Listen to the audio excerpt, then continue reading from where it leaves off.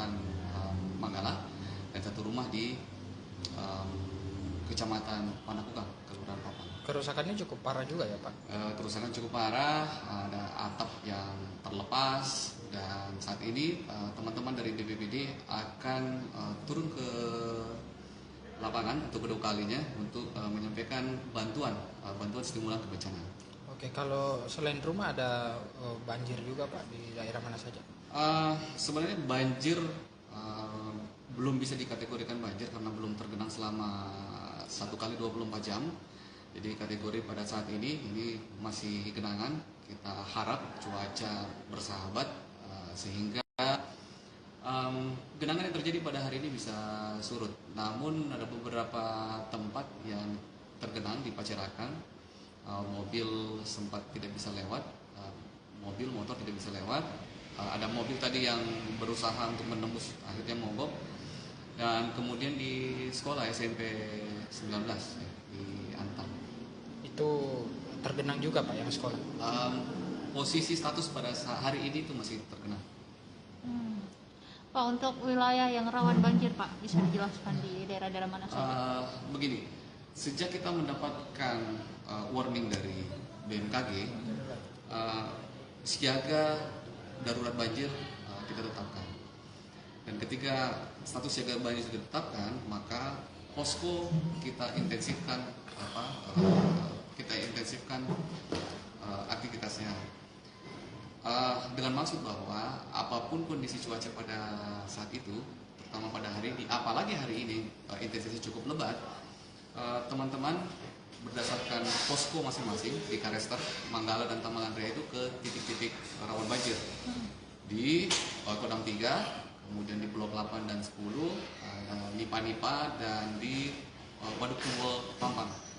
Kondisi pada saat ini memang agak meluap, tapi masih dalam kondisi normal, namun tetap waspada.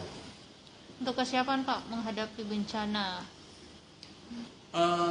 Kesiapan kita menghadapi bencana seperti tadi disampaikan bahwa posko kita aktifkan, kesiapsiagaan teman-teman para personil di BPBD kita juga tingkatkan, dan patroli monitoring teman-teman di titik-titik rawan banjir kita intensifkan. Jadi menurut SOP kami, ketika ada peringatan dan hujan lebat, tim akan turun.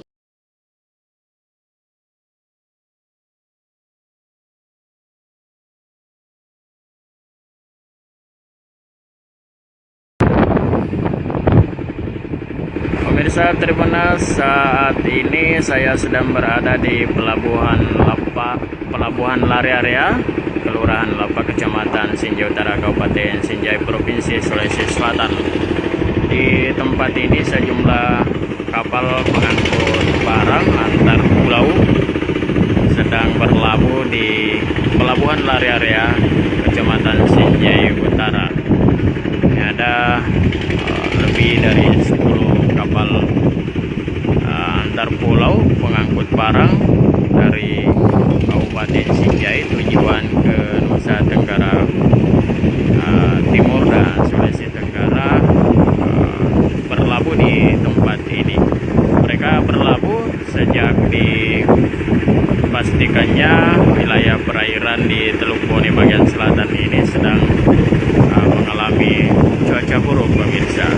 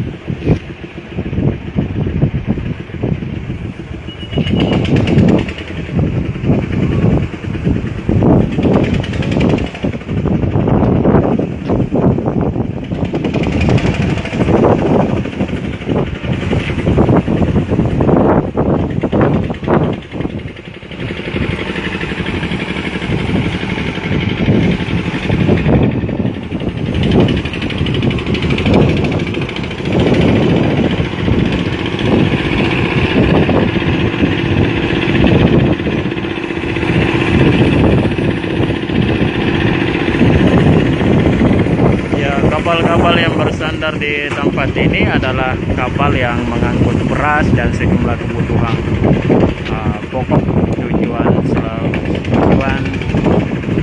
Kabupaten Sinjai ke sejumlah pulau yang berada di wilayah Nusa Tenggara Timur, termasuk ada yang ke Kabupaten Kepulauan Selayar.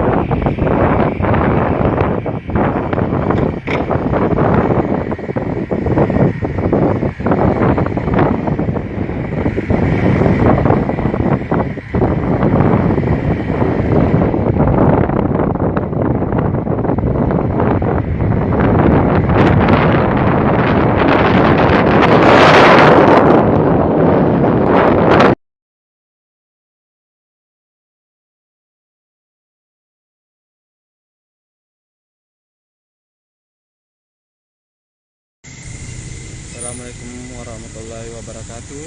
Selamat siang para tribuner.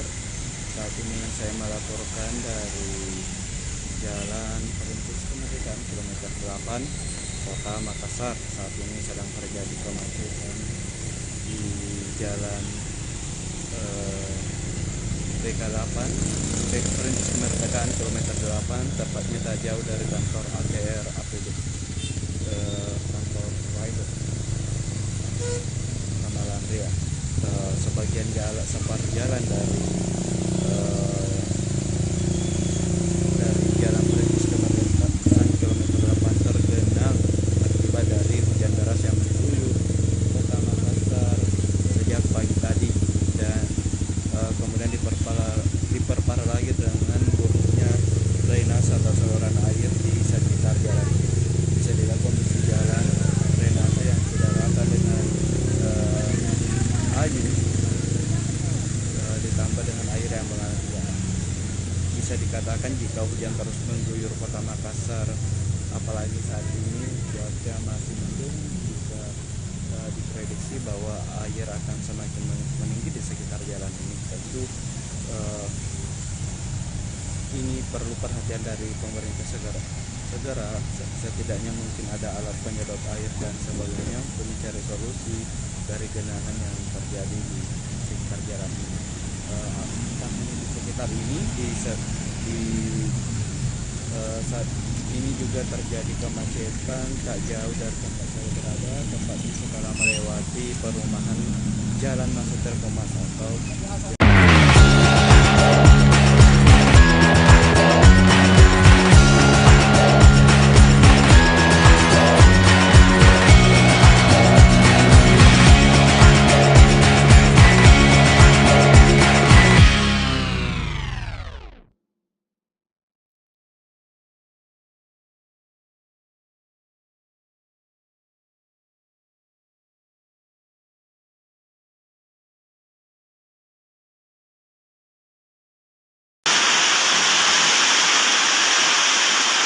Selamat pagi Tribuner. Saat ini Jeneponto telah diguyur hujan deras disertai angin kencang. Nah, di mana hujan ini baru saja berlangsung sekitar kurang lebih sejam yang lalu, hingga saat ini belum juga reda.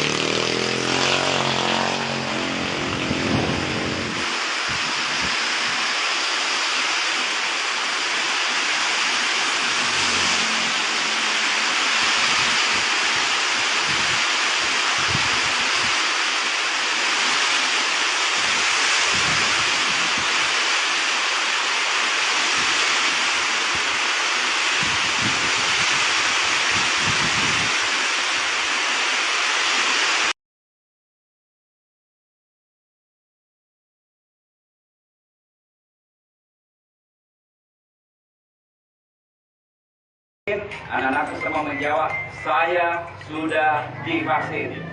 Ya. Jadi kalau saya katakan hidup vaksin, ya, anak-anakku semua menjawab, saya sudah divaksin. Oke, siap ya? Nah, ya. Hidup vaksin. Saya sudah divaksin. Satu kali lagi. Dengan tangan semangat ya. Saya sudah vaksin. Saya sudah vaksin ya. Oke ya, siap-siap ya. Hidup vaksin. Saya sudah divaksin. Oke, terima kasih anak-anakku semua. Enjoy semua, sehat selalu, terus berprestasi, terus sehat, terus membanggakan, terus sukses selalu dalam pendidikan. Terima kasih. Mari kita bersama-sama launching penyelenggaraan vaksin umur 6 sampai 11 tahun. Terima kasih semuanya. Sukses selalu. Wabillahi taufiq wal hidayah. Wassalamualaikum warahmatullahi wabarakatuh. Mohon agar Bapak Bupati Wajo tetap berada di tempat. Kami undang kepada Wakil Bupati Wajo, Ketua DPRD Kabupaten Wajo, serta Forkopimda Kabupaten Wajo untuk bersama-sama mendampingi Bupati Wajo menekan tombol sirine sebagai tanda pelancingan vaksinasi anak.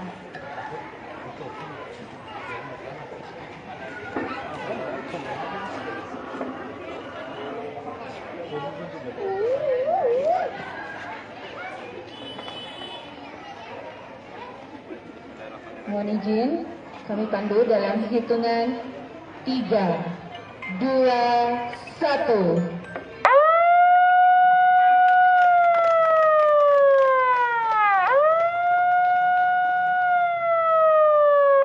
Ya. Terima kasih. Kami undang untuk foto bersama.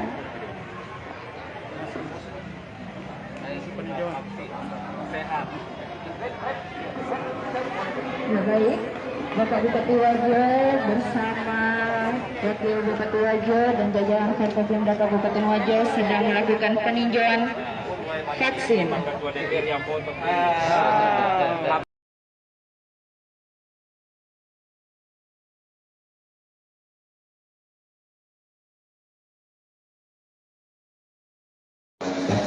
Apabila hadir serta anggota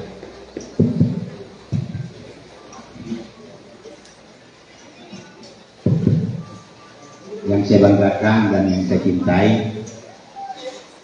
teman-teman para penyuluh pertanian dan 14 kecamatan, alhamdulillah hampir semua hadir itu. Tentunya mengawali pertemuan kita pada hari ini, marilah kita akan berhenti memanjatkan puja dan bersyukur kehadirat Allah Subhanahu wa Ta'ala, karena alhamdulillah pada hari ini kita masih diberi kekuatan, kesehatan dan kesempatan untuk dapat hadir di tempat ini, di mana pada hari ini alhamdulillah ada 2 kegiatan yang kita laksanakan. Yang pertama tentang sosialisasi BPJS Ketenagakerjaan bekerjasama dengan Dinas Pertanian dan Ketahanan Pangan Kabupaten Maros dan Perhimpunan Penyuluh Pertanian DPD Kabupaten Maros. Dan tentunya saya selaku Ketua Perhimtani mengucapkan banyak terima kasih kepada Ibu Kepala Cabang BPJS Ketenagakerjaan untuk bermaksud melaksanakan kerjasama. Jadi alhamdulillah teman-teman para penyuluh yang saya cintai, salah satu program kegiatan kita di Perhimtani adalah melakukan kerjasama dengan lembaga-lembaga lain, termasuk di dalamnya adalah lembaga BPJS Ketenagakerjaan. Perlu saya sampaikan bahwa BPJS itu sebenarnya ada 2. saudara-saudara. Ini yang mungkin kita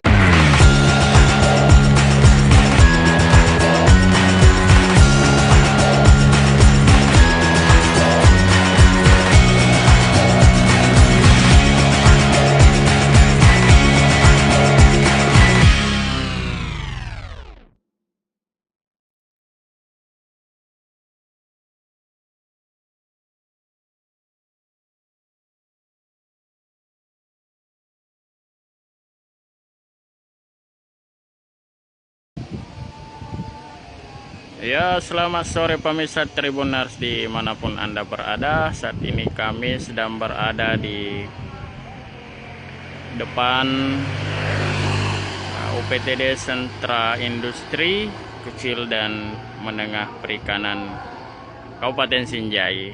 Nah, di samping ini, di depan kamera Anda ini terlihat limbah-limbah rumah tangga di wilayah area hutan mangrove Kabupaten Sinjai, tepatnya di kawasan Pelabuhan Lari-Area Kabupaten Sinjai. Ini terlihat banyak sekali limbah pemirsa yang memenuhi bagian bawah pohon hutan mangrove ini.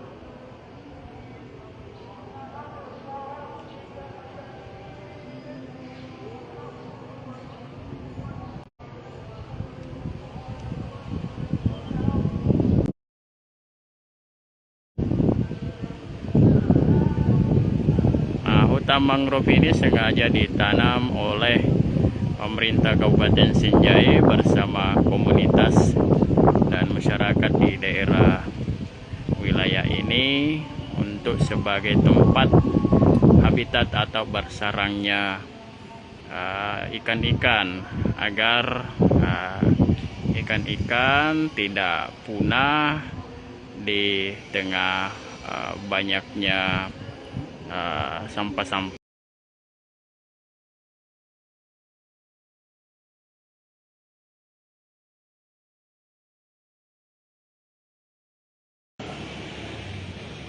Ya, hai Tribuners, saat ini saya berada di Taman Pintar Kabupaten Pinrang. Lokasinya itu berada di Jalan Sukawati, Kecamatan Watang Sawito, Kabupaten Pinrang. Nah, di Kabupaten Pinrang ini Tribuners ada beberapa taman yang terkenal. Yang ini ada Taman Lasindrang, Taman Firdaus, dan Taman Pintar. Nah, Taman Pintar ini berada di tengah-tengah kota, atau tepatnya berada di sekitaran perkantoran di Kabupaten Pinrang. Nah, apa aja sih fasilitas yang ada di Taman Pintar ini? Mari kita lihat Tribuners. Nah, yang pertama itu di depannya ada tempat duduk ya Tribuners.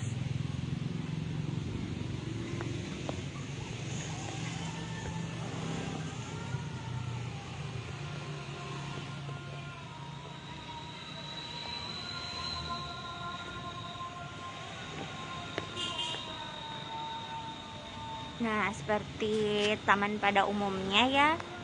Ini di Taman Pintar ini difasilitasi dengan berbagai macam wahana permainan. Seperti yang dilihat ini ada perosotan ya Tribuners. Nah, biasanya itu Taman Pintar itu akan ramai di jam-jam sekitaran 5 Tribuners. Nah, di sini biasanya anak-anak akan bermain nih Tribuners. Kemudian Taman Pintar ini dijadikan tempat untuk melaksanakan pentas seni biasanya seperti itu, karena ada aula dan tempat panggung yang disediakan. Nah, ini biasanya digunakan untuk pentas-pentas seni ya Tribuners.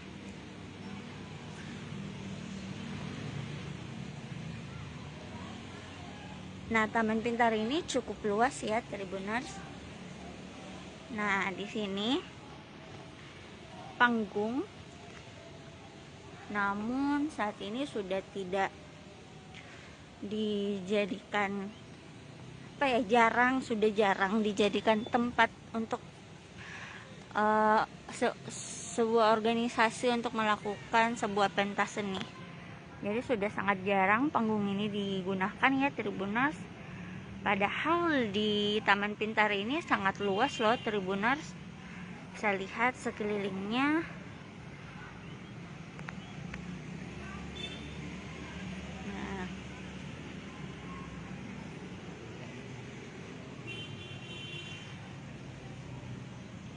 Nah, namun sayang ya, Tribuners, di sini tidak menyediakan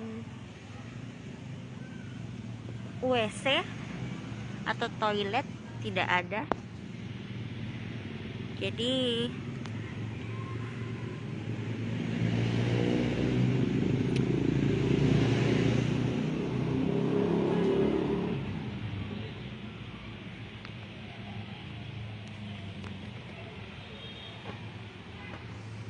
nah, dinding-dindingnya juga sudah tidak terlalu terurus, Tribuners. Cat-catnya juga sudah mulai terkelupas seperti ini.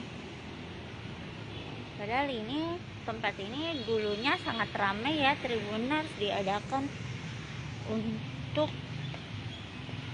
dijadikan pentas seni sekolah-sekolah. Nah,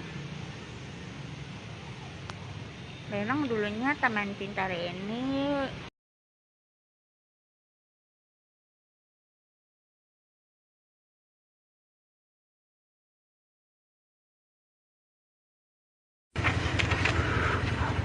Halo, selamat siang Tribuners. Saat ini Balai Loka Rehabilitasi Sosial Kementerian Sosial Republik Indonesia sedang mengunjungi Ibu Hasnaini di Desa Lempa, Kecamatan Pamana, Kabupaten Wajo, bersama Dinas Sosial Kabupaten Wajo. Ada di Malaysia, tapi nggak tidak diperhatikan lagi gitu. Masih ikut amfi. Ya, maksudnya kalau orang dibawa kan orang tuanya marah. Oh. Misalnya nggak dinafkahi juga. Iya, kebetulan cuma ibu yang menafkahi sekarang ini, sampai menyekolahkan, alhamdulillah. Iya. Jadi sebenarnya ibu-ibu yang jadi walinya ya sebenarnya. Nanti bisa dipindahkan mungkin bisa kan pindah. Maksudnya dipindahkan ke sini ya? Insya Allah bisa dibantu. Kalau buka apa ini lah. Iya. Maksudnya kalau anggota kita ya supaya jadi kita nanti yang atas nama Muhammad Rizky pindah ke sini kan. Jadi itu lebih gampang untuk kita ini karena jadinya ibu yang jadi walinya. Iya. Karena persyaratan untuk dia lebih kan harus ada terbatas orang tua. Iya. Karena nanti kan kalau di sini jadi dia tetap ya orang tuanya ya. Sementara kenyataannya di lapangan kan anaknya tidak dapat perhatian dari orang tua. Jadi kalau memang kita bisa bantu untuk ini, insya Allah bisa. Sekalian dengan anunya deh. Aktenya iya. Kalau memang iya. Kalau itu memang harus kita ada kerjasama dengan Syafil juga. Syafil, iya. Supaya nanti kan kedepannya juga dia pasti kedepannya akan butuh akte itu pasti akan selalu dia butuhkan. Ya, Ibu Hasnaini ini sehari-hari bertahan hidup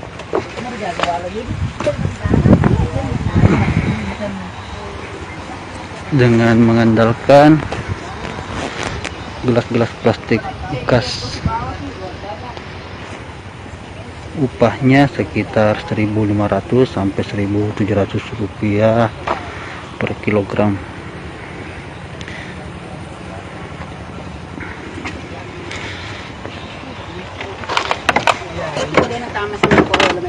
Ya, insyaallah. Ya remina na ini kulice. Ya, anak ini rekennya Rizky nih lihat mama tuh ki keluarga tuh. Iya.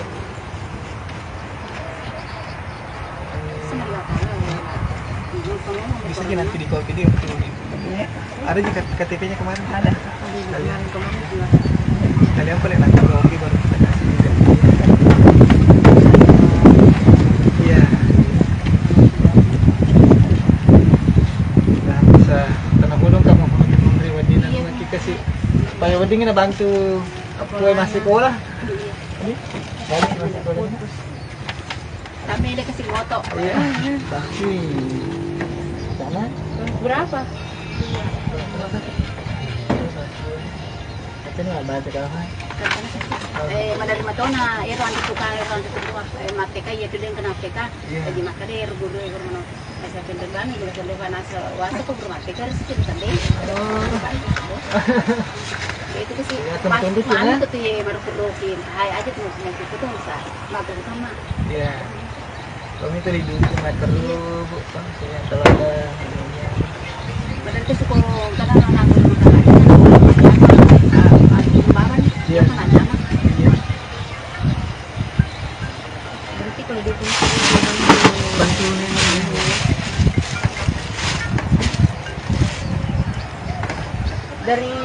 dari kecil dia. Dari umur berapa? Tapi tak apa-apa, tamu boleh dengan lagi. 4 bulan. Iya, berarti dari kecil mamanya di Malaysia.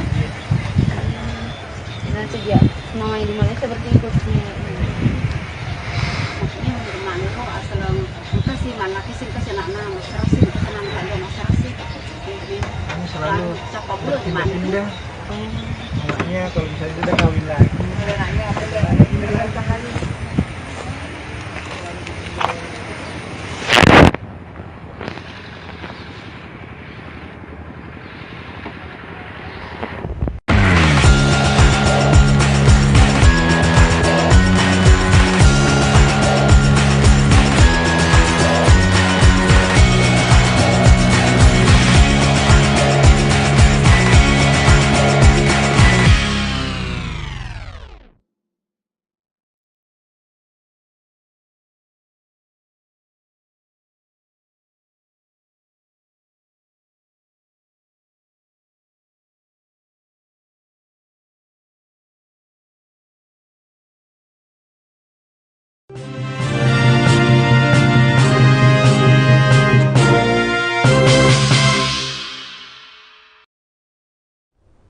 Ya, baik Tribuners, terima kasih Anda masih setia menyaksikan program Live Report on the Spot dan tentu saja kembali lagi bersama saya Kinan Aulia.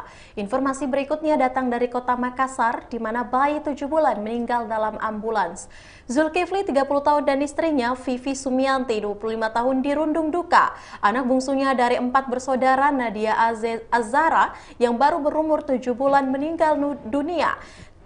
Nadia menghembuskan nafas terakhir di dalam ambulans saat perjalanan menuju RS Daya. Pada minggu malam, Vivi Sapaan Vivi Sumianti menjelaskan awalnya Nadia dirawat di RS Bahagia Jalan Minasaupa, namun lantaran terkendala biaya dan tidak mengantongi kartu KIS ataupun BPJS, ia membawa putrinya kembali ke kos. Untuk informasi lebih lengkapnya kita sudah terhubung bersama dengan rekan Muslimin Emba. Halo, selamat siang rekan Emba. Ya, siang, Kinan.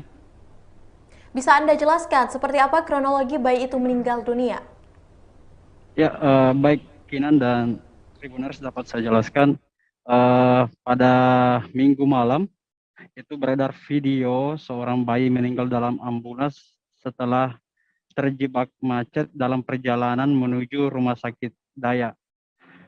Video itu kemudian viral di media sosial karena diduga tanpa pengawalan dari tim escorting yang sebelumnya itu sering mengawal ambulans-ambulans emergensi, namun karena adanya salah satu pengawal yang ditilang polisi sehingga pengawal lainnya itu dikabarkan tidak mengawal lagi ambulans emergensi itu. Kinan. Ya, kalau bisa diinformasikan juga rekan Emba, apakah sang bayi mengalami sakit seperti apa? Ya, dari keterangan Vivi, ibu dari almarhum bayi Nadia ini, putrinya ini awalnya dirawat di Rumah Sakit Bahagia dengan keluhan sesak nafas, kemudian batuk berdahak juga dan demam tinggi. Namun karena terkendala biaya begitu dan tidak ada kartu jaminan kesehatan ataupun BPJS, dia pun membawa bayinya kembali ke kosnya di Jalan Karunrung. Setiba di Jalan Karunrung melihat kondisi sang bayi yang kian memprihatinkan, Vivi pun berkoordinasi dengan RT setempat, lalu muncullah inisiatif untuk membawa bayinya itu ke Rumah Sakit Daya. Namun di perjalanan, tepatnya di Jalan Urip Sumoharjo, nyawa Nadia Azahra ini tidak tertolong lagi begitu karena lambat mendapatkan penanganan medis. Ya. Kinan. Untuk itu kira-kira apa kendala di rumah sakit sebelumnya? Ya, kendala dari orang tua almarhum ini karena dia sendiri belum mengantongi kakak begitu, kakak di Makassar, karena ibu dari Nadia ini asalnya dari Bulukumba, namun saat ini belum berkartu keluarga di Makassar, sementara suaminya asli Makassar begitu.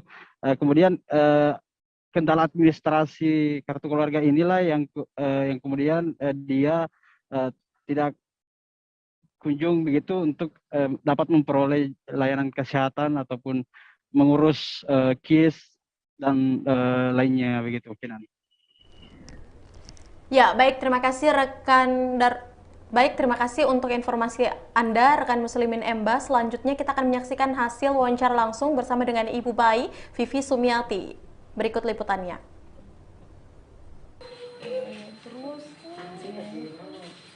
Terus sempat dirawat ya 1 malam, cuman itu sih biayanya kasihan. Nah, bilang dokter bilang kita pergi nih ke saya suruh Rudi apa namanya Rumah Sakit Daya, cuman aku bilang tidak ada kakak, saya bilang ambil di RT RW bilang harus dipastikan naik dulu kasihan tuh mau urus begitu. Baru lagian juga anakku ndak bisa ditinggalkan kalau begitu toh. Ini anak tuh sakit apa memang? Batuk sama apa tuh? Berdahak, baru panasnya tinggi. Terus sampai meninggal di jalan itu bagaimana ceritanya, Bu? Karena mobil memang yang di atas ambil kayaknya. Itu kan informasinya sempat terkendala di perjalanan itu. Iya, karena macet. Yang itu juga pemotor ndak mau kasih jalan juga. Sudah tahu darurat, masih di PPP juga jadi serba salah. Nggak ada memang yang kawal begitu? Nggak ada kasihan yang kawal. Cuma itu mobil saja cepat-cepat ke sana. Pas meninggal pulang, di situ lagi bakuan lagi sama pemotor. Berarti tidak sampai di rumah sakit? Iya, sampai di mana tuh, Pak? Urip. Sampai di Urip, dia. Di situ meninggal kesan baru balik pulang lagi.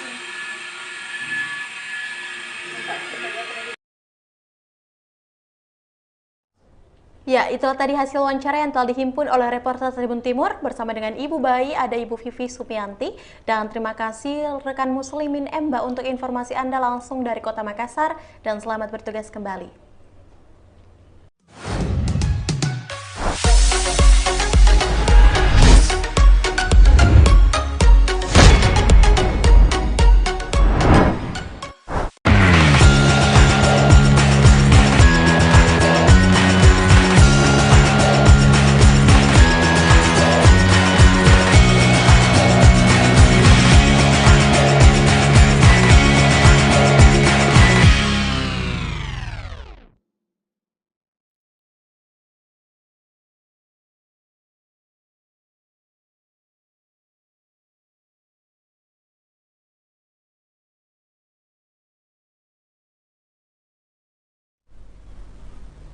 Ya, selamat siang Tribuners. Halo, Anda kembali menyaksikan program Live Report on the Spot dan tentu saja edisi Selasa 18 Januari 2022.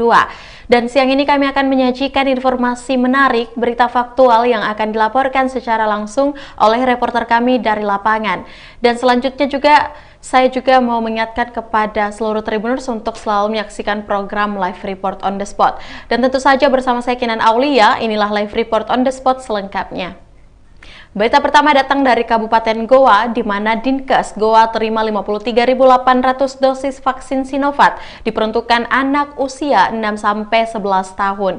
Puluhan ribu dosis vaksin Sinovac tiba di Dinas Kesehatan Kabupaten Goa, tepatnya di Jalan Dr. Sudiro Husodi, Sungguh Minasa, Kecamatan Sombaupu pada Senin 17 Januari 2022. Jubir Satgas COVID-19 Goa, Dr. Gafar, mengatakan sebanyak 53.800 dosis vaksin jenis Sinovac yang akan diterima. Vaksin tersebut diperuntukkan bagi anak usia 6-11 tahun. Menurut dia, vaksin ini akan segera didistribusikan. Untuk informasi lebih lengkapnya, kita sudah terhubung bersama dengan reporter Sayyid Sulfadli. Halo, selamat siang rekan Sayyid. Siang rekan Kiran. Bisa Anda jelaskan kapan vaksinasi anak di Goa akan dilangsungkan? Diketahui sebelumnya vaksinasi pencanaan pertama telah dilakukan pada pekan lalu, di mana vaksinasi anak usia 6-11 tahun ini pada pekan lalu bekerja sama dengan Polda Sulsel bersama pemerintah Kabupaten Goa di SD Pacinongan, Sombaupu, Kecamatan Sombaupu, Kabupaten Goa. Saat ini untuk pelaksanaan vaksinasi khusus untuk anak, di mana pihak Dinas Kesehatan Kabupaten Goa masih sementara berkoordinasi dengan Bupati Goa. Tapi beberapa dalam waktu dekat ini akan segera dilaksanakan vaksinasi untuk mencapai target cakupan vaksin di Goa gitu, Kinan. Baik. Berapa target vaksin anak usia 6-11 tahun khususnya di Kabupaten Goa? Untuk target sendiri di Kabupaten Goa itu menargetkan sekitar 61.000 lebih akan sasarannya untuk anak usia 6-11 tahun. Ya, oke. Sampai saat ini sudah berapa capaian vaksin di Kabupaten Goa? Untuk capaian vaksin sendiri khusus untuk anak masih minim, masih jauh dari target, sekitar ada 1% lebih. Untuk secara umumnya Kabupaten Goa telah mencapai target, di mana dosis pertama telah mencapai 71,96%, sedangkan dosis kedua masih belum mencapai target, yakni masih berada di angka 40,57%. Gitu, Gunan. Ya, baik rekan Sayyid. Selanjutnya Tribuners, kita akan menyaksikan hasil wawancara langsung yang telah dihimpun oleh reporter Tribun Timur bersama dengan Jubir Satgas COVID-19 Kabupaten Goa, ada Bapak Dr. Gafar. Berikut liputannya. Vaksin anak ada berapa tambahan yang baru datang? Alhamdulillah hari ini bersama dengan Pare-Pare kita dapat 53.800 vial dosis. 53.800 dosis. Ini untuk sampai berapa hari rencananya? Ya, secepat mungkin. Targetnya menunggu kebijakan Pak Bupati, harapannya secepat mungkin dihabiskan untuk memenuhi 100% dari ini. Kalau melihat dari sasaran anak sendiri, kalau target dari Dinkes sendiri berapa? Iya, 1.000 sekian. Kapan baru rampung kalau untuk anak? Untuk anak kapan akan rampung vaksinasinya? Targetnya akan karena kita antisipasi tatap muka ini berlangsung, sudah hampir ada beberapa yang sudah 100%. Jadi antisipasi segala sesuatu kita kejar-kejar ini antara kasus COVID, Omikron dengan jumlah vaksinasi. Berarti sejauh ini sasaran anak itu sudah di angka berapa, Dok? Yang sudah divaksin? Sekarang terakhir per hari ini 1,39% hari ini. Rencana kapan lagi ada kegiatan untuk vaksinasi anak? Menunggu kebijakan Pak Bupati. Kabupaten akan melaunching. Ya. Berarti dalam waktu dekat ini akan segera dilakukan begitu? Segera akan dilakukan.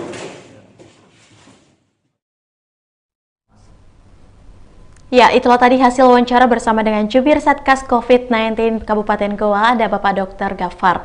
Dan terima kasih rekan Sayyid Sulfadli yang langsung melaporkan dari Kabupaten Goa untuk informasi Anda, dan selamat bertugas kembali. Baik Tribuners, kita melangkah ke informasi berikutnya. Yuk berkunjung ke permandian air panas Sulili Pinrang. Jangan kemana-mana, seusai jeda berikut.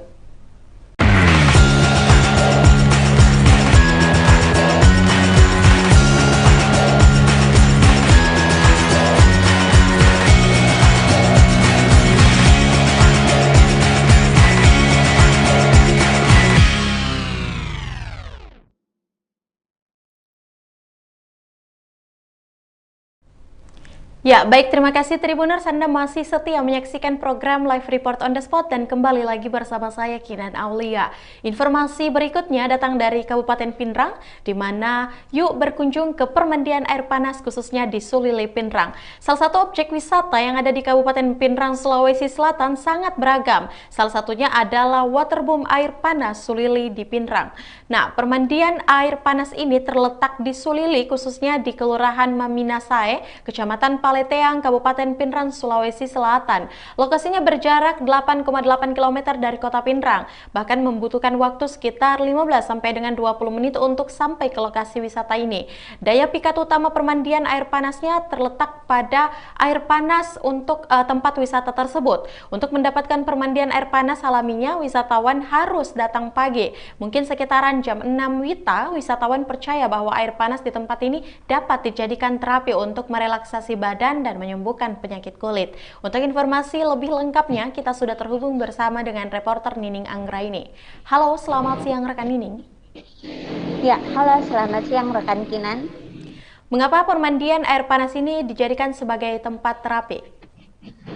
Ya, baik. Jadi seperti yang dikatakan tadi, bahwasannya permandian air panas Sulili ini dipercaya wisatawan air panasnya ini dapat merelaksasikan badan serta menyembuhkan penyakit kulit. Nah, untuk diketahui Tribuners, selama pandemi COVID-19 ini banyak wisatawan yang percaya bahwasannya jika berkunjung ke air permandian air panas Sulili ini dapat terhindar dari virus COVID-19 ini, karena salah satu pengunjung mengatakan